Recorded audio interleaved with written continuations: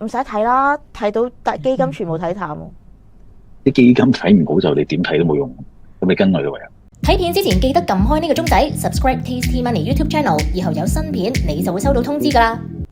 首先我唔中意泡泡瑪特嘅，係啦，即係我覺得要一定係有新嘅 IP，其他唔使同我講噶，即係其他究竟咩出唔出到海啊，或者個毛利率幾多嗰啲，大家係知道噶啦。你一隻公仔嗰個可以賺幾多錢等等咧，係已經知道。個問題就係有冇新嘅 IP 係啦，同埋而家佢就算同呢個 Sanrio 出crossover，都個樣靚唔靚咧就見仁見智啦。泡泡瑪特，我琴日計嗰條數咧係亂計嘅，我真係亂計，係啦，係真係亂計。咁我就計咗148蚊嗰個入攝嘅位置，即係如果你真係要買咁樣啦，咁啊152又穿150又穿，跟住佢去到148個3，佢就停咗喺嗰個位。咁我咧就開始驚啦，係啦，咦唔通真係148？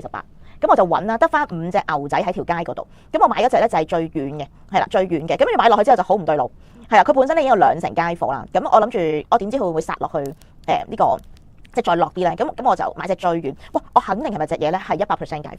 即係我買完之後啊，係啦，我一買咁我其實揾啲嘢玩下，因為我琴日覺得好悶嗰時，悶到係短時間裏邊最悶，因為一嚟我就買輸咗隻3690啦，平時咧係連拉咗好多鋪咧係贏噶嘛，咁一買輸咗之後我就即刻贏谷就輸熟啦，就即刻係唞一唞先，係啦，即係睇下係咪自己諗錯咗啲方向，咁所以我冇同大家講我買咩 number 嘅，其實即係特別係美團係因為我驚我累咗你啊嘛，咁我就即係就縮一縮先啦咁樣，咁跟住我就見到咦148喎真係，咁我就買喎。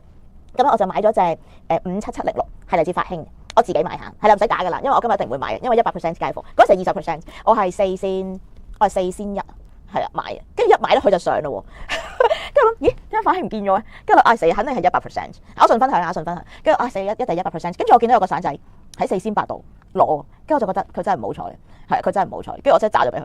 係，即係佢真係唔好彩，佢應該係唔知道100%，係我都唔使打去發興文，我已經知，係啊，即係因為我諗如果你哋受過雷神嘅訓練咧，你見到冇晒即係啲大行牌咁，你都知道即係100% 街貨，咁但係其他啲我唔敢買，因為佢除咗嗰隻之外咧，上面啲145喎，咁我冇理由咁進取買145啫。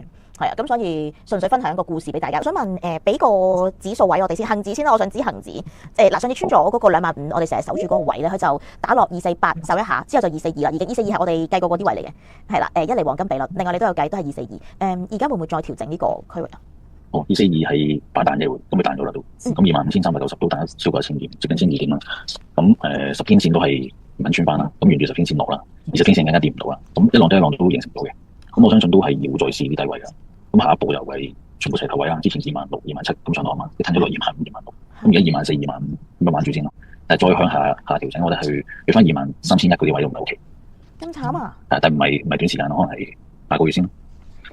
我計過一個黃金比率下邊237啊，好似237咪0點。我睇下我個 flash 先，我寫咗喺嗰度，因為我自己都要揾，因為242係我計咗好，係我舊年10月計嘅嗰個位，係啦，23253喎。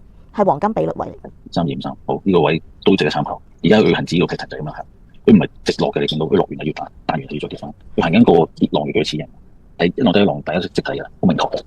而家就不斷行下緊，咁佢要再穿底先會完成到個反彈。跌浪。所以點解要估24200會反彈？因為就係穿咗底，落到啲支持位就會彈。